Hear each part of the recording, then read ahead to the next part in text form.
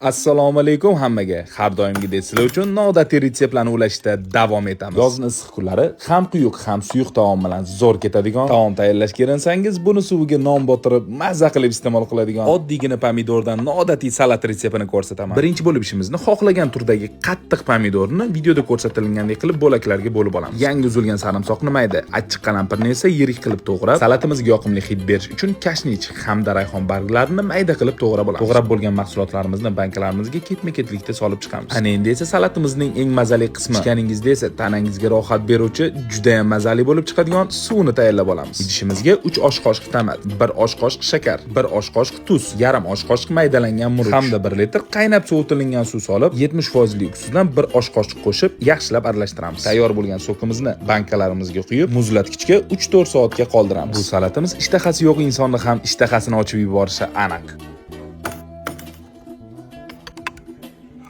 Do'stlar, video yoqqan bo'lsa kommentariyada fikringizni kutib qolaman. Sizlarda ham xuddi shunaqa o'xshab chiqsa, o'xshab deb yozib yuborsanglar xursand bo'laman. E'tiboringiz uchun rahmat. Ko'rgan vaqtingizga rozi bo'linglar.